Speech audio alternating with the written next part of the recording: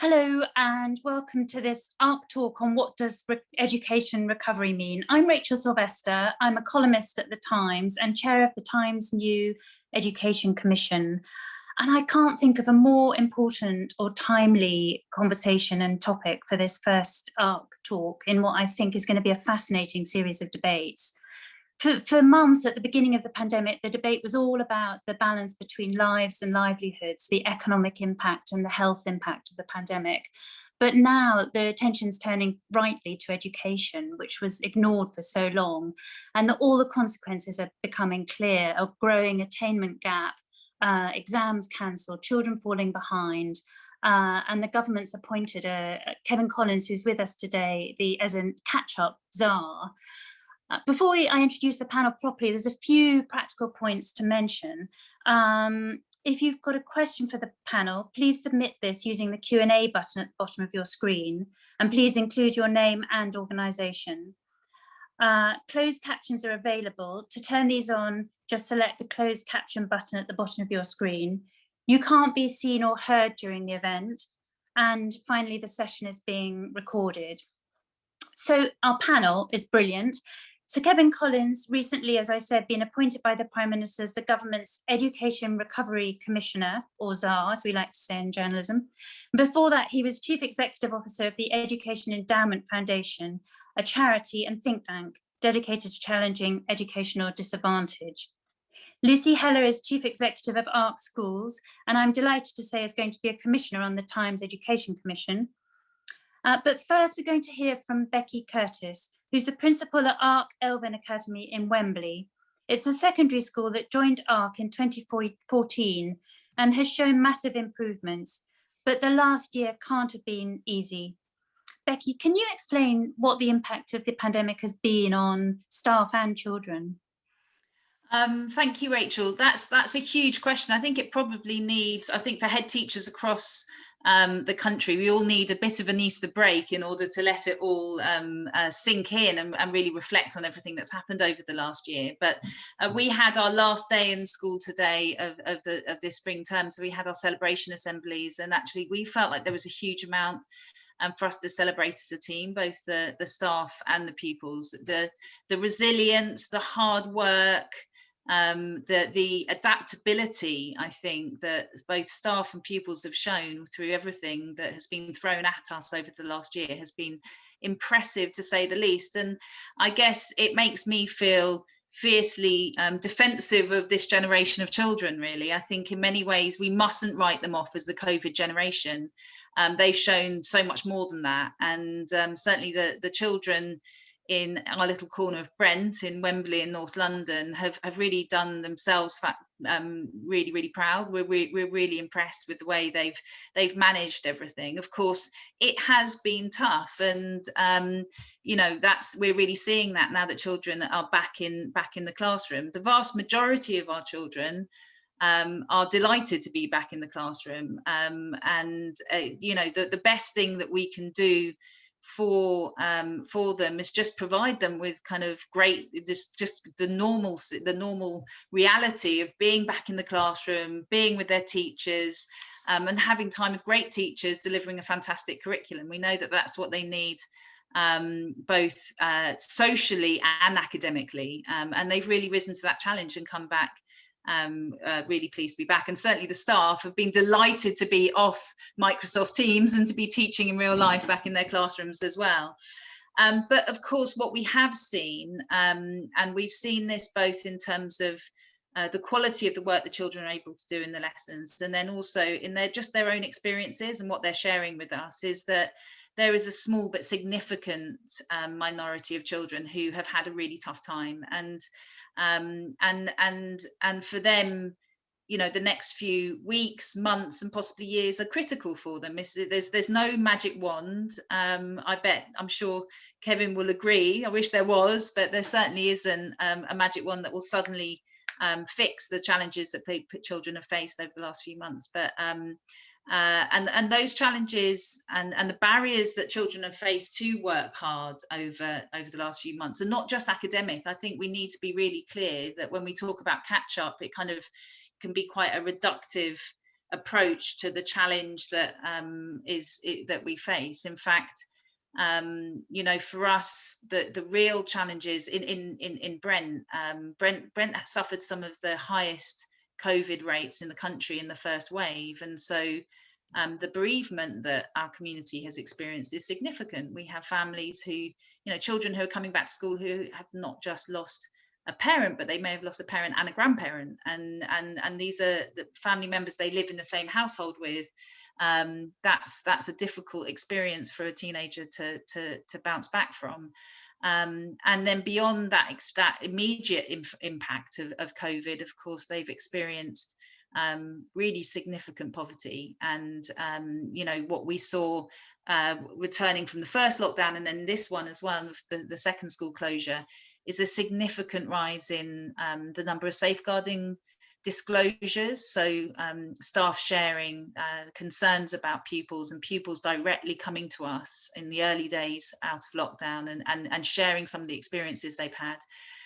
In some cases, these are families who've been struggling for some time. We knew that they were families who were vulnerable. In other cases, they're families who have had, we haven't had any concerns about in the past, and who've just really struggled. They've been through very, very difficult times, and that poverty is not going to go away overnight. In fact, we know that as furlough ends, some of that will be even more challenging. And so, you know, I guess in many ways what we've seen, we serve a very diverse and disadvantaged community, but what we have seen is even with that in our own community, the vulnerable have just got a whole load more vulnerable.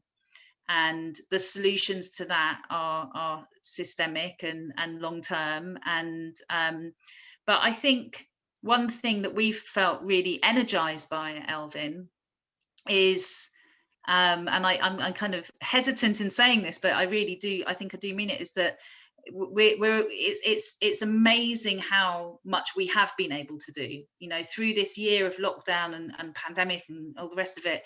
We've felt like we've been in a great position to really support our families and to work together as a team to try and address some of these issues. None of us thought we would be able to open mass testing centres and all the rest of it, and we were able to do that overnight. And I think that actually suggests to us that there's something that there's actually more that schools can do to address some of these concerns than perhaps we've ever done before. Now, of course, our core business must be curriculum and teaching and learning, but I'm really interested now in ways in which we can use our position at the heart of our community to support the wider issues that families are facing, whether that's through having social services based in our school, our own school social worker. It's just something we've always been thinking about. We've already expanded our counselling services in school. We have Place to Be in school now for 4.5 days a week. We'd like to make that full-time and long-term.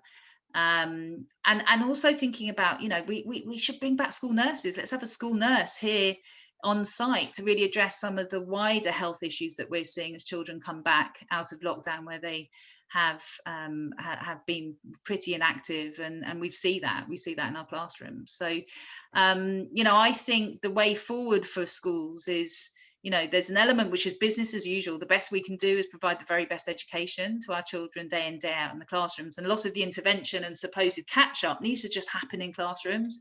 But actually, it's interesting, I'd love to hear what the other panelists think about the wider work that schools, if they are well resourced, can do at the heart of the community as we hopefully build back stronger as we come out of this pandemic.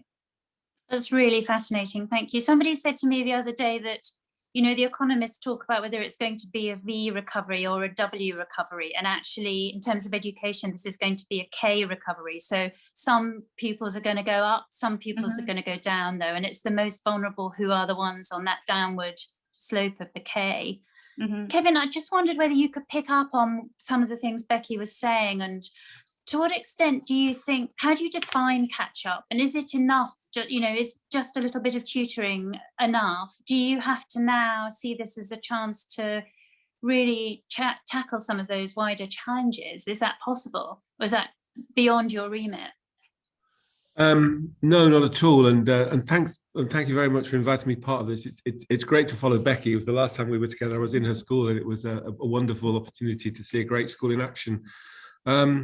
I don't actually like the phrase catch up. You know, to be honest, when I was asked to take on this role, I said if it was called catch up commissioner, I wouldn't do it. If it was catch up czar, I'd run a million miles. So I much prefer, even though recovery is, I'm still not sure if that's quite the right word, but it's better than catch up. I think it's much more than that.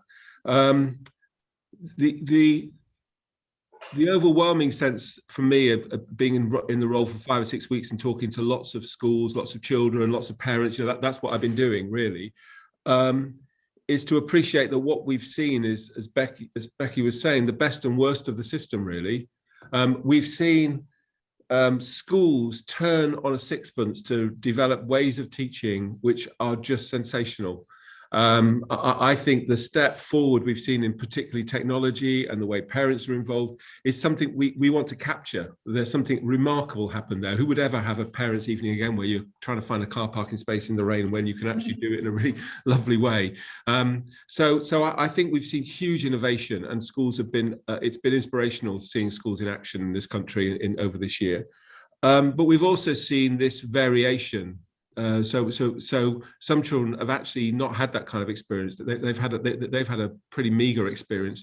So the widening, the legacy of COVID could easily be a widening gap in our system. Now, we already had the issue of inequality and disadvantage, but it could just be exacerbated, to your point, Rachel, of the K recovery. And I think that would be the worst legacy, growing inequality in this country generally, but in education, it would be, you know, we've basically wiped out, on the current data we're looking at, we've already wiped out 10 years of progress to narrow the gap. We need to make sure we get back on track in narrowing the gap, as we were one of the few industrial nations doing that. And I think we should have been proud of that.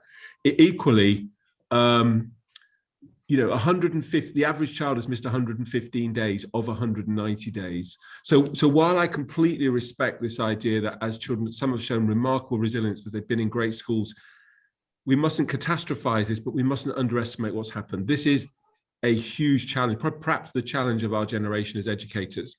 And I won't spend too long on it, but it seems to me in the work, when I agreed to kind of come out of semi-retirement and take this on, which is just a great honor, that there are 3 key principles for me: that the recovery work must be fair.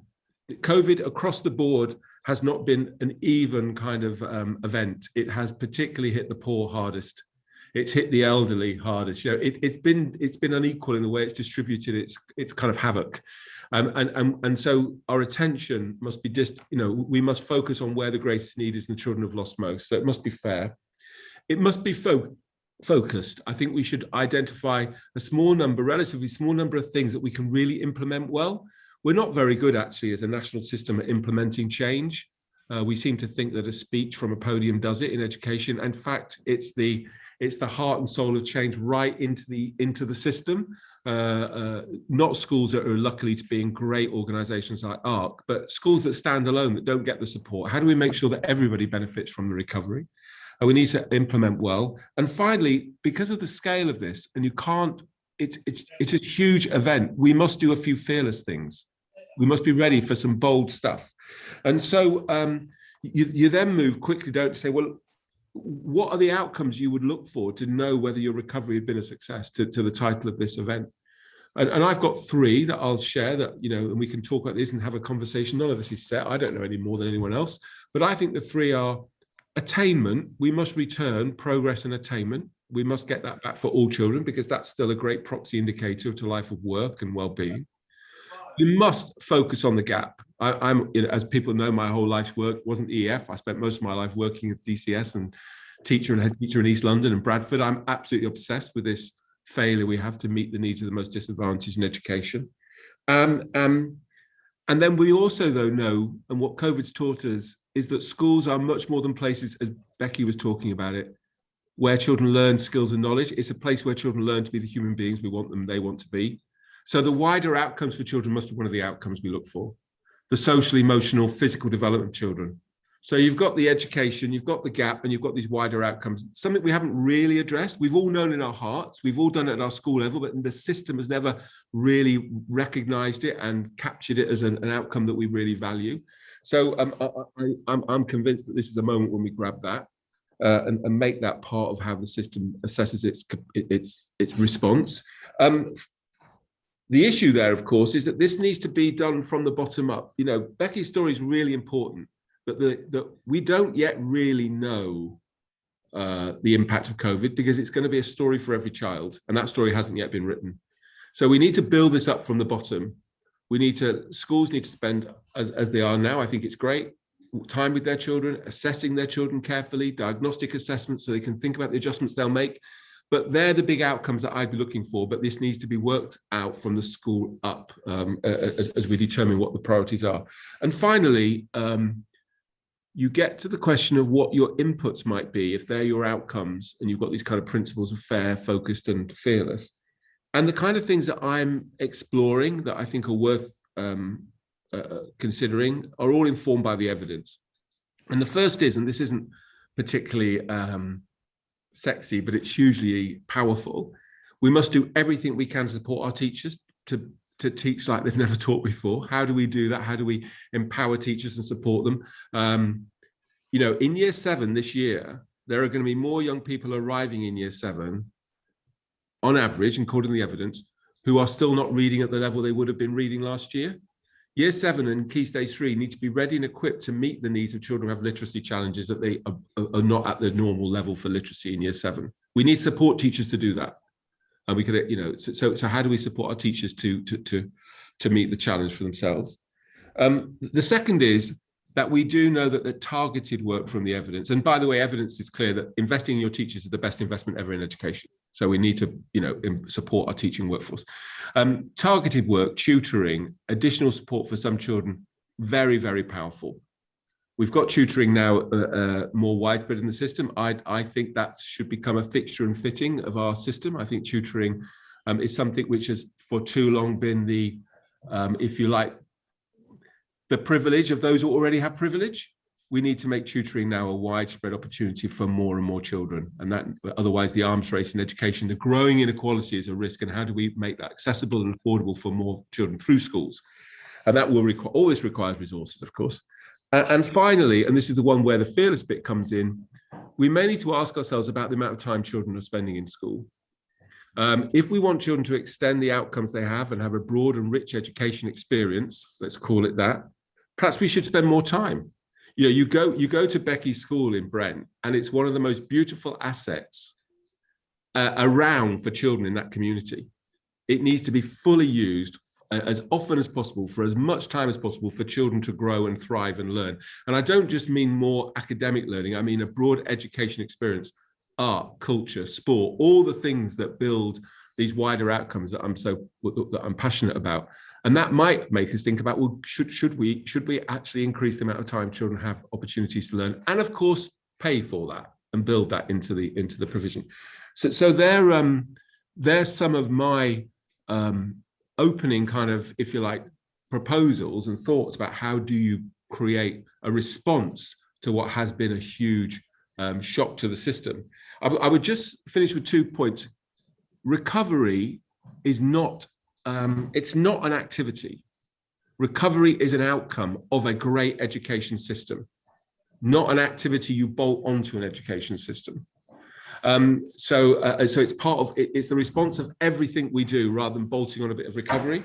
And finally, the success of all of this will be that our system at the end is stronger and fairer, because our system wasn't strong enough and it wasn't fair enough.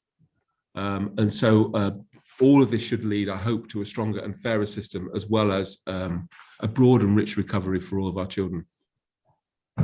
Really fascinating, thank you. Lucy, what's your response to that? Do you think the government has the ambition and the commitment to this agenda to really drive through a recovery that lasts? I think if Kevin is able to get through the plans that he's talking about, it will be fantastically exciting. We will wait and see whether, I would guess in some cases, I'm sure that Prime Minister is behind him, whether the Chancellor will agree to the ambition of some of those plans is another question. So I think, you know, one of the things I'm clear is that this is, we've all said, recovery is a long haul. It's a matter of years, not months, and it's going to be a serious effort. But we've got at the same time to make sure that we find the right call to arms. And I think Kevin was sort of covering some of that. One of the things I worry about, I think people have had an exhausting year, I mean, across schools. And Becky was talking about how great it's been to have everybody back in school. I'd have to say, I think many people in schools are also feeling quite excited at the prospect of the Easter break, because it's been such an exhausting time. That I think for many, particularly school leaders, there's a real risk that we start losing people, and that too much talk, which I know Kevin and Becky are very careful to avoid, of the lost generation, the catch up thing, the kind of slightly miserableist catastrophizing that goes on, is not calculated to make school leaders, teachers, and students feel yay. I don't want to think about the prospects of 2-3 years of recovery, of getting back to where we were, which we all recognize wasn't good enough. I think the exciting piece would be to think about how we accelerate beyond and use this opportunity to get the resources, particularly to the most vulnerable. Because to pick up the point that both Becky and Kevin have made, this has been a hugely varied experience. And that's not just region to region or even from school to school, it's within classrooms. And Becky talked about, you know, the children who have become even more vulnerable. I think there's a whole group of children who we're just discovering who have become vulnerable as a result of what's happened to them during the pandemic. So getting that right and making sure that we have the right focus on them and that we don't overload schools. I think the one danger and my one reservation on, I think I'm entirely with Kevin's 3 T's, the time, teaching and tutoring.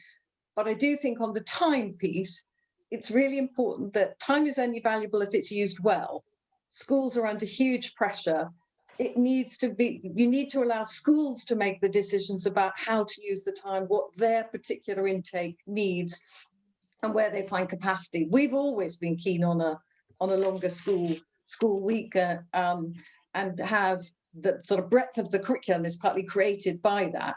But I think we've seen over the years that it only makes sense if you have the capacity to deliver it all at high level. More time spent badly is useless. And one of the reasons I guess I'm optimistic in a sense about the recovery that we can do in relatively short time is the realization that not all the time that children were spending before in classroom has been brilliantly used. I think children have the capacity to go much faster, which I think again takes us back to the other thing that Kevin was talking about, that it's about making students feel that they have this agency, the sort of the personal, social, emotional skills that they need to take control of their own lives and their own education and to feel that they're in charge on that. So we're working on many of those things. And I think in terms of the gaps, which is key to us, that's why ARC exists.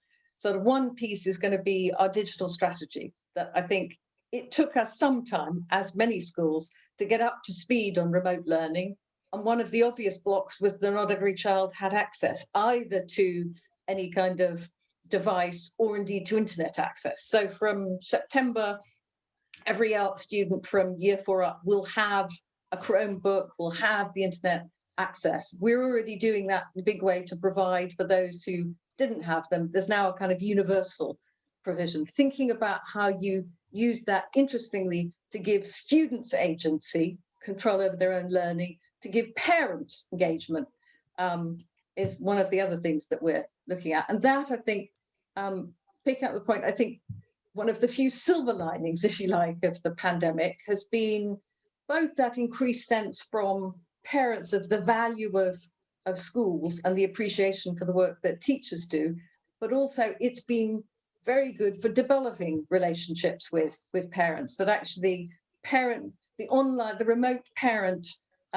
meetings that have been terrific, that have enabled us to get 100% attendance, that have enabled people to ask questions that they might not ask when they're in a meeting but feel comfortable about doing in the chat. We wouldn't want to go to a completely online relationship, but it's really opened up things. So there are some good things, and I think now we've got the sort of long haul ahead, but what I hope we can do is find that ambitious vision of the kind of sunlit uplands that isn't just about getting us back to where we were, that feels, as I do, excited about the prospect of the next few years.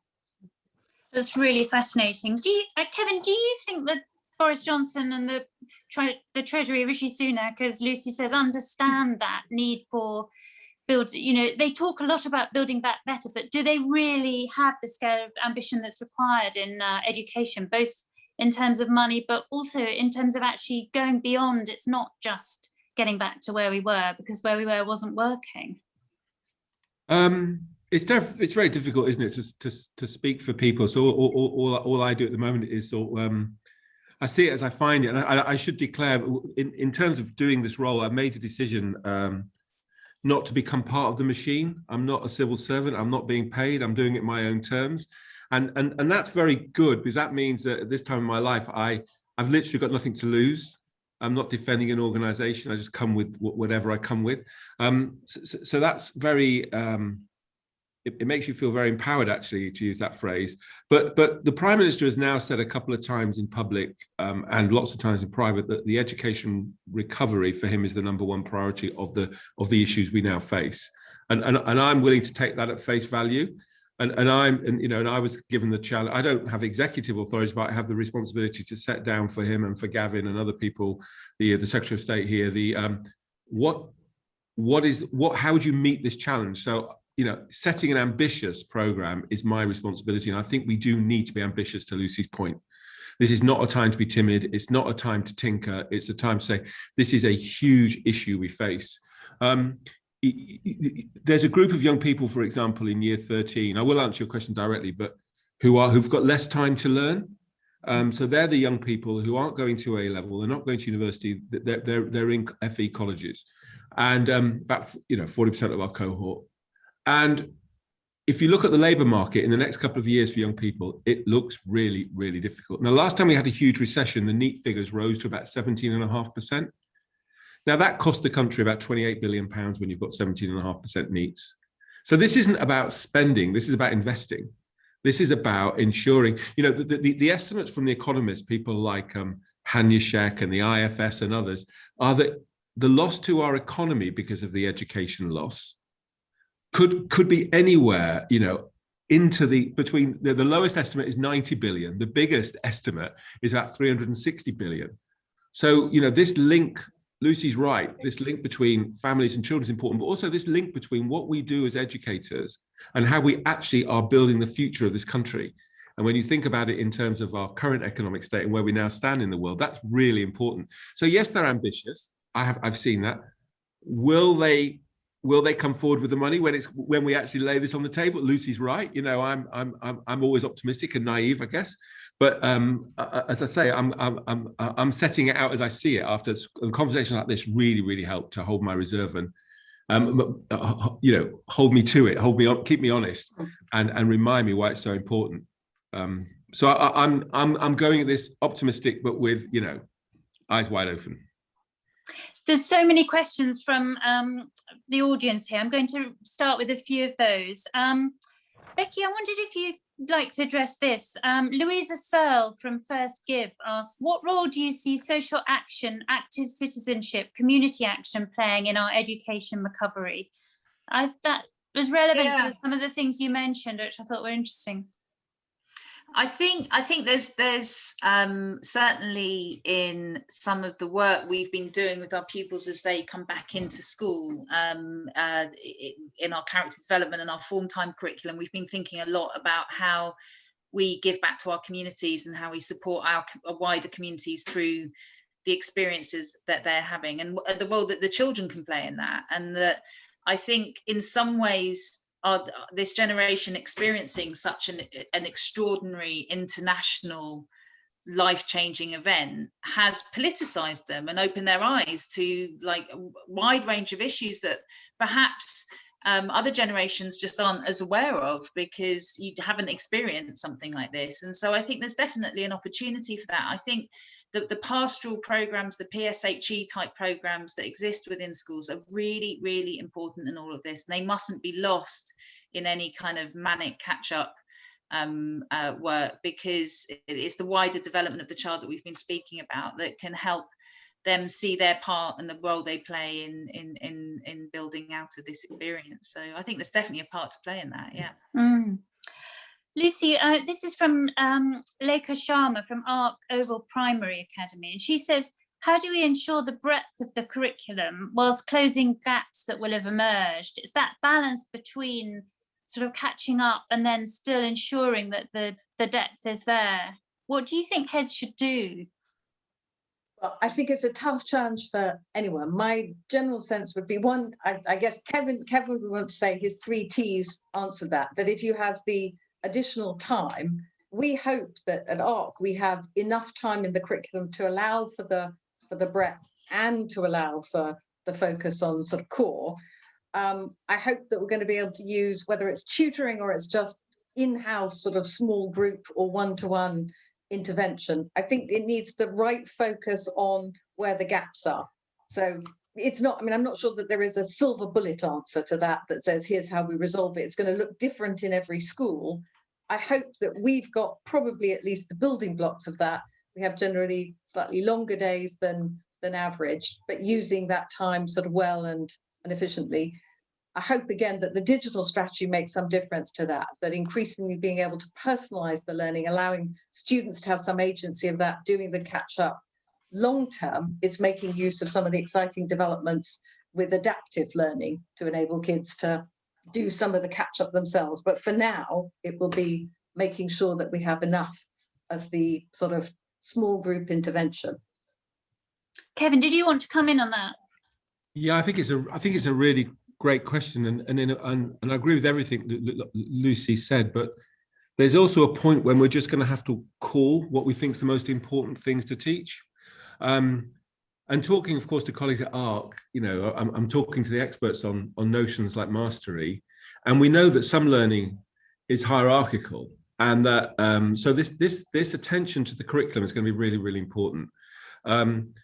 And sometimes it's content, it's knowledge that has to be secure before you move on. And I think with some children, you're going to have to cast your net wider and potentially go back to an earlier piece of learning and focus on it in order to build. Now, something might have to give to do that. You can't teach faster. You could teach more if we had more time, but some decisions are going to have to be made. And there's quite good evidence around the world where people have made the decision to adjust their curriculum and be adaptive, as Lucy said, and how that's supported children in the long run. I'm thinking of some of the evidence out of countries, big study out of Pakistan with war-torn school loss. Whereas when people don't adjust, that has particularly negative effects for the disadvantaged children. Equally, rather than a curriculum area, I can see a question from Andrew that relates to this.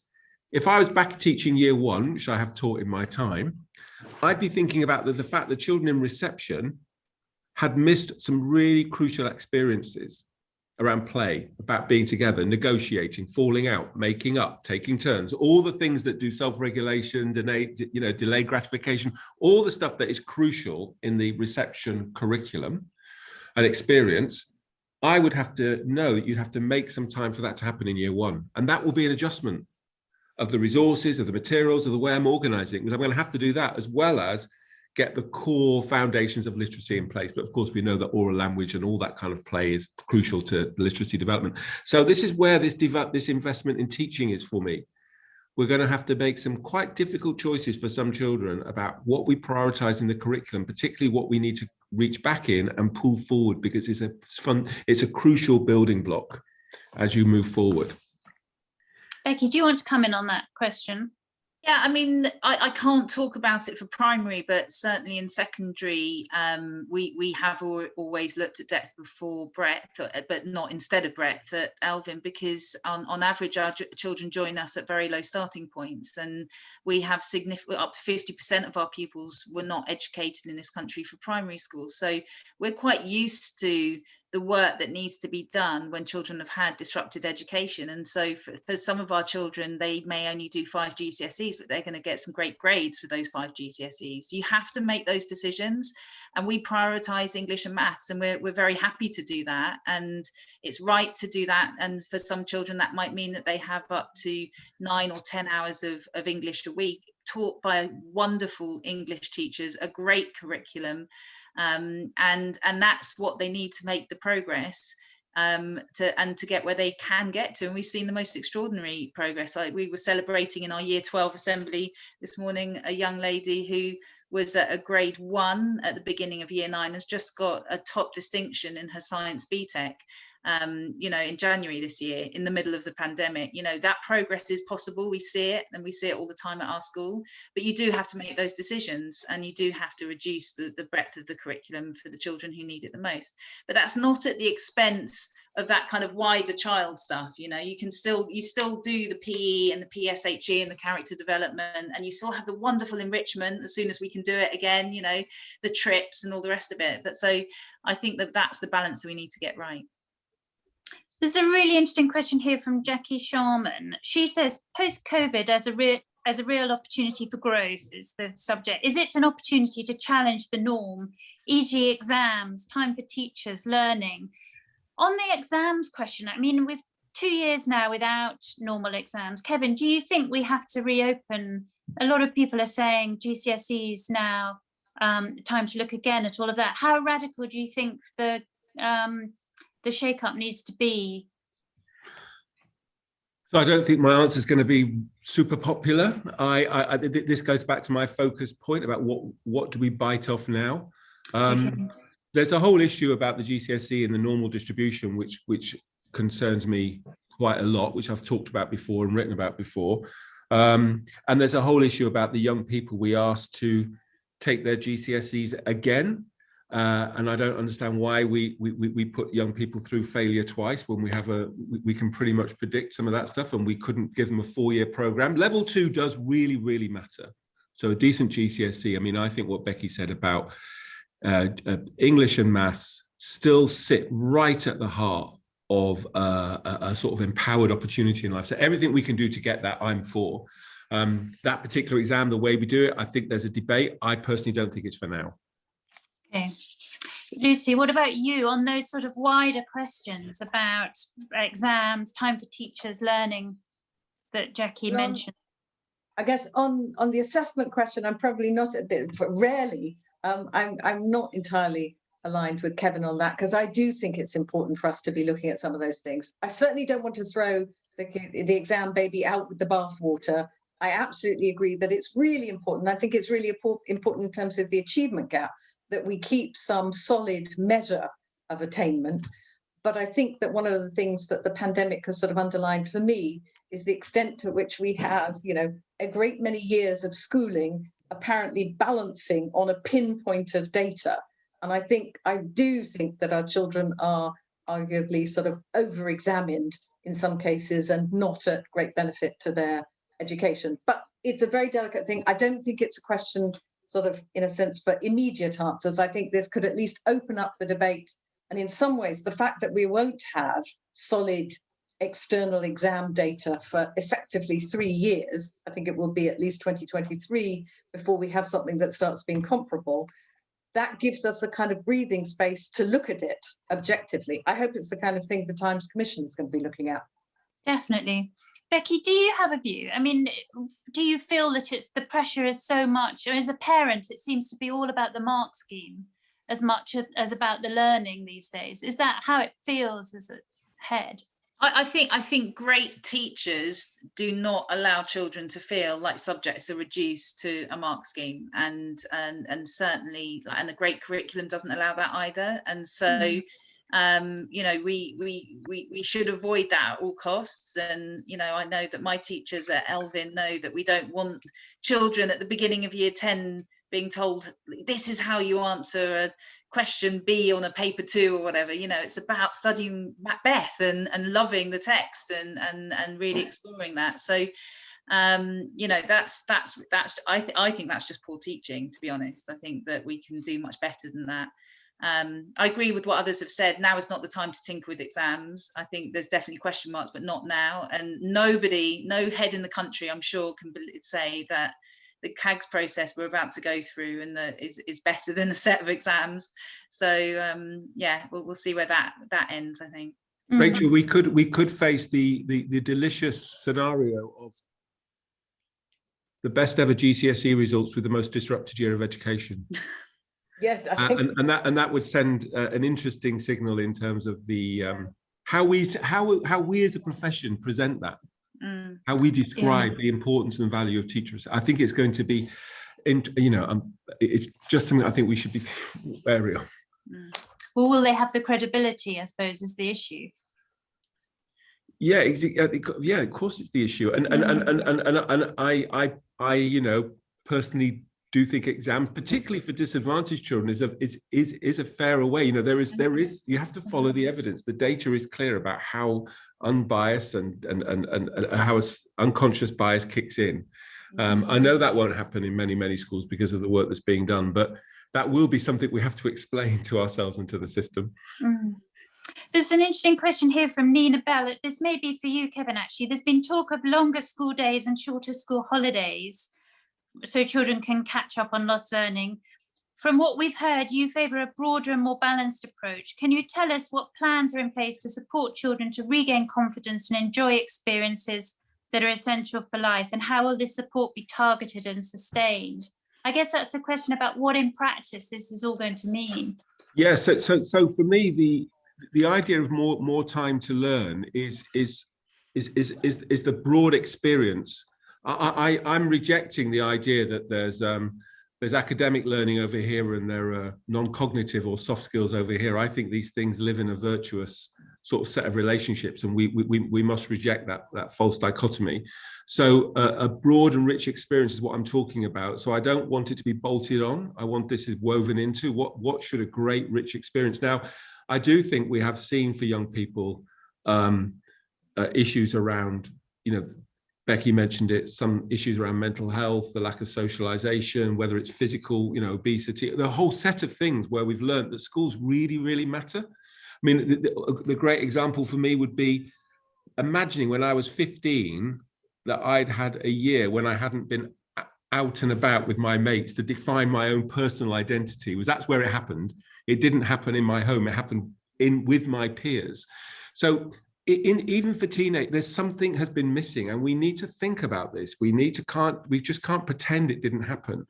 And I think this rich experience is something which for too many kids had been narrowed, not at Becky's school and not in most ARC schools, but there are too many children who've been going to schools where the day has been shortened, where they've been going home early, where you think, actually, what's the education experience?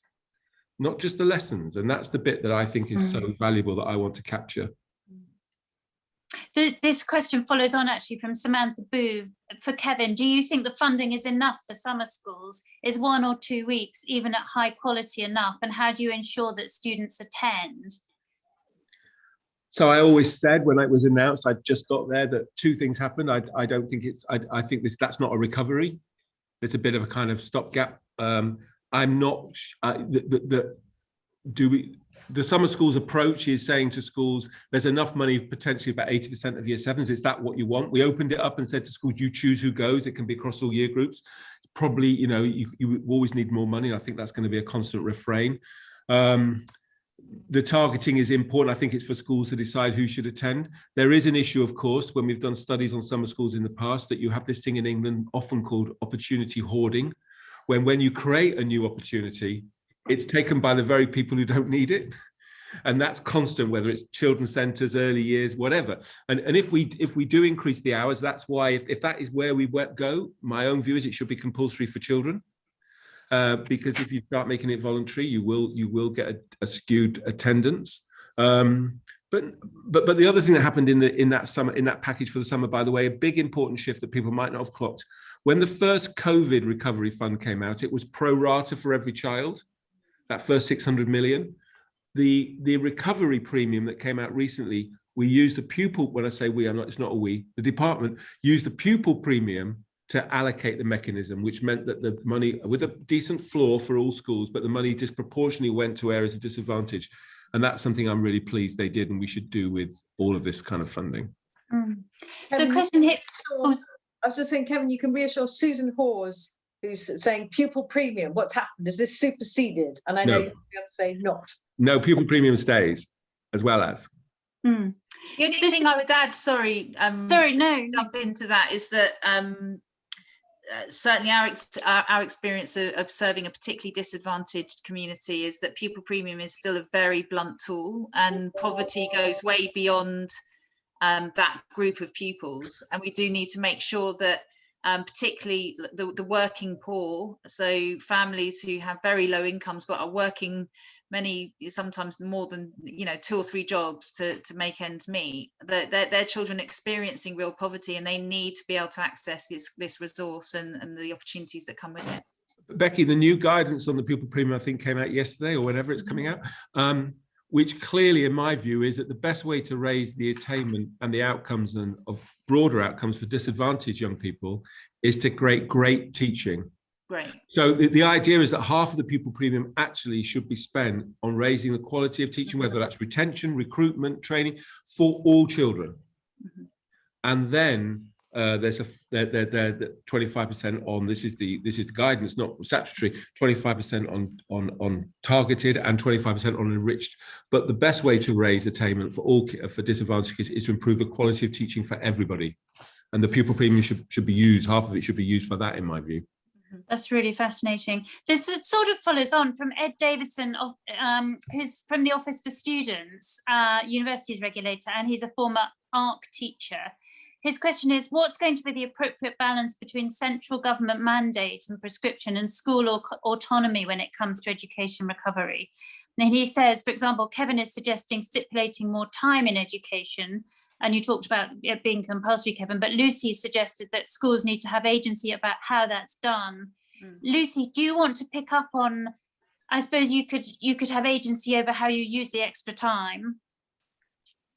I think it's definitely an interesting discussion and a kind of perennial one, that there was always going to be that sort of balance of where decisions are made from the centre, where obviously we're looking for the funding, and the school. And mostly schools would always say, we know what we're doing, we want to have the money, we want to have the autonomy to decide on that. It's a difficult balance. And I think I'm conscious, even reading Ed as a sort of art teacher, sometimes those discussions and tensions play out within any sort of multi-academy trust, that's saying there's a network decision on things which may not always be where schools want to go. I think in this case, I'm sure on the timing, I think there's probably going to be, I hope, enough room for manoeuvre that schools will be able to decide how they use it. But there will be some givens, which will be, so for instance, saying that it's extra time for all pupils, as Kevin has said, that some schools would say they'd like to do it differently. It's a balance. I hope there'll be enough flexibility in the end result. But we look to Kevin for that. I think that's important. For me, that the idea that the school, I trust schools to do this, and I trust, but you also have to put into the equation, don't you? You've got the support, but you have to think about accountability. There's no getting away from it, and it's not an oxymoron to talk about intelligent accountability. So one of the questions there is that I think the inspection framework, for example, I think the new inspection framework is a step on, and there's a section in there around the personal development of young people, which is slightly underplayed. I'd like to beef up our attention to that element of how we're assessing schools and the performance of schools, and move away from it just being the numbers on schools on the doors, if you like, the results, which are important. So, that's where I'd look to a really well-designed, a very carefully informed process that says, talk to me about the way you're using the time. The classic kind of intent, implementation, impact discussion of Ofsted. Talk to me about the way you're thinking about using this opportunity and this funding to increase time.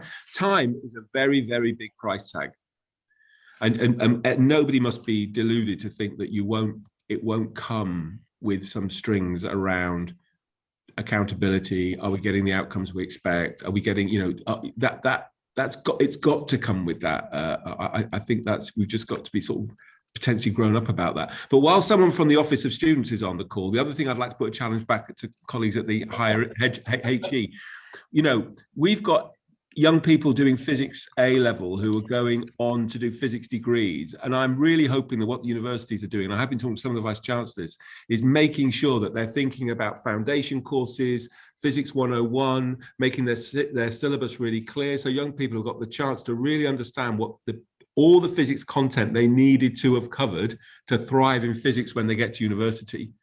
And that needs to be supported by the universities. And I'm really hoping they step up to their responsibility in that kind of step, because it's upstream where people need to take responsibility as well. There's Quite a few questions coming in on teachers, and Janine Ashman says, for example, teachers are exhausted and have probably worked harder in the past year than ever before. How can we enable them to be the best possible teachers for their children, and what can we take off them to allow them to focus on their key focus of teaching? And actually, if the whole school day is going to potentially be longer, Becky, how's that going to work for teachers? Is it going to put extra pressure? You know, are you going to have, I know Rob Halfon, the chair of the Education Select Committee, has talked about perhaps having, you know, volunteers or charities running the after school clubs rather than teachers, but then there's a danger of quality control. How would you manage that? Well, I think this extra time, as Kevin says, is expensive. It needs to be resourced, and because it can't just be done on the goodwill of teachers, and for teachers to do the core business of delivering the curriculum and teaching fantastic lessons, that takes time. Teachers need time to do that really, really well. I know that my teachers at Elvin, they love doing enrichment as well. They want to do enrichment as well, but it can't all be on their shoulders. We need to bring in additional resources to do that and do that really, really well. I would say the best people to do that are people in school, not external organisations. So, you know, pay for more teachers, have more staff in school and support staff who can do that and do that on a manageable timetable so that staff are still fresh and excited about teaching the next morning as well. So yeah, it's just expensive. It needs the resource. Lucy, what do you say to that? The pressures on teachers. I agree absolutely, and I think, and I'm certainly hoping, I think that the funding available will allow schools to make the choice about whether they're bringing in extra staff, paying overtime to people, or bringing people in outside. And I agree with Becky. I mean, I think there's a fundamental problem we have in some cases, in terms of lots of extracurricular provision. We have the vanity of small differences. There are lots of organisations doing very good work, but that overlaps, and it's sometimes difficult for schools to make sense of that provision. On the whole, I think the people who know students best are the best people to provide that enrichment. It's not always possible, but we should be trying to ensure that as much as possible sort of starts with schools, but they need the options to do it in the way that makes sense for them. Kevin, I saw you nodding vigorously during that. What do you think? I suppose, does the government understand how much this is all going to cost? Are you telling them, or do they want it all to be down to the big society? No. I always nod when Lucy's speaking, but no. So do I. It has to be. Of course, it's been costed, and it has to be. It comes with a serious price tag. I think this question of who delivers what is really important. I absolutely think, you know, no teacher will have to do extra time without being paid. Of course not, and teachers won't have to do it if they don't want to do it. But you may find that there are some teachers who want to do some extra time. You may find you get more flex. I wish we'd got into more flexible working patterns in some schools. That hasn't really broken through. We may get, you know, we'll obviously need more teachers. That's I hate to say this, but in a recession, it's a good time to recruit teachers. There may be other people that we get in. I think there's a place for artists in residence and sports instructors and others if we're going to broaden the experience. But I don't want to think of it all as, and this will be hard though, Becky, I don't want it all to be thought of as at the end.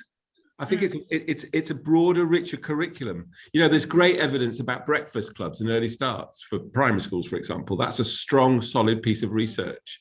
So I think it's, and I keep using the phrase, I think it's this description or schools building this richer, broader experience with more time and working out with resources and support how you sort of staff and resource that. Mm-hmm. Do you think the curriculum's become too reductive with this kind of, it's been so, post the Gove reforms, it's been very narrowly focused on academic work? Do you? I think in some schools, obviously this is a gross generalization. In some schools, the education experience has become reductive. I've got a personal prejudice. And probably people will shout at me now, I don't like half an hour for lunch for 1,000 children. I don't know what we're saying to children about the experience of eating together. I think playtime is important. I think you learn all sorts of things. I know that's difficult in terms of, so I think, you know, for me, it's this, what is the whole experience for? And that's the agenda I think the Times should be thought about in relationship. Yeah. Lucy, what would you say to that? Do you think that it's about broadening the whole experience, that we need to learn from this, that education is beyond, you know, English, maths, algebra, and dates and kings and queens? I'm not sure I take that. I'm always surprised when people say that the pandemic has revealed the huge sort of inequality. Similarly, I don't think that the pandemic has shown us that a full, broad education is important. I think those things we knew already. I think it becomes doubly important in sort of recovering from that. I mean, getting children back into school, showing the richness. There needs to be, they've had, in many cases, a miserable time, need partly to have some joy in education. So partly what's important, there is sometimes, and I think it's more the popular press than it is in education, the sort of grad grind version that says we're going to get them back and we're going to drill them and we're going to do sort of summer school and weekend school, and that's not the thing that's going to drive great results. It's getting children to feel that they want to learn, that there's a sort of urgency and an excitement to the project. So I think we already knew all this, and I don't know many schools that aren't trying at least to do it. But, you know, there are lots of pressures on schools and it's difficult sometimes finding the capacity and the time. We're almost out of time, but I just wanted to ask Kevin, really to sum up with what do you think needs to be different in 5 years' time? The education system's recovered, you've done the recovery work, but what does recovery look like? How does it look different? What do you think needs to have changed in that beyond this immediate crisis? I think there are three quick things. We're a much more confident system and profession. We look back with a kind of pride of what we should already look back with pride of what we've done in the last year, but we look back with pride of what we achieved through the recovery phase in the broadest long-term sense of it. And I think that's the first. So confidence in education, about the education of this country, because we are a good education system. We're not broken, we're a good system, and I want people to stop talking about us as not a good system. We're just not good enough for all of our children. But our best schools are as good as anybody's, in my view. So we have more confidence in the system. The second is that there's more trust in the system, because when people look at what the profession did, which is where the real work goes on, I'm not doing the hard work, people in schools are doing the hard work, that actually when you look, people with admiration see how the profession responded to this. I mean, look at the testing work that schools are doing right now. It's incredible how well schools are doing that job. That's just one example. So there's a growing, and I think there already is in parents, a growing appreciation for what we do. So you've got confidence, you've got appreciation. And then I think you've got governments who understand my point. I didn't really land it that well, that spending in education is not, we almost stop using the word spending. We invest in education. The long-term future of this country, economically, socially, and every way you think about it, is determined by how much we invest in our young people right now. And we don't have to kind of keep fighting for every penny. It's seen as an absolute top priority to invest. So they're the three things I'd look for a successful recovery. And of course, our children are thriving, happy and fulfilled as ever. That's so fascinating. Thank you to all the panelists. That was absolutely fascinating to me. I hope it was to everyone in the audience, and some real reasons for optimism as well as for concern at the moment. But thank you so much. And I just wanted to flag also that there are some other fantastically interesting Art Talk events coming up, and registration is now open for two. One with Rachel de Souza, the Children's Commissioner, on April the 28th, and one with Andreas Schleicher, the Education Lead at the OECD and PISA, on May the 25th. So thank you all very much to the panelists and to all of you, and have a good evening.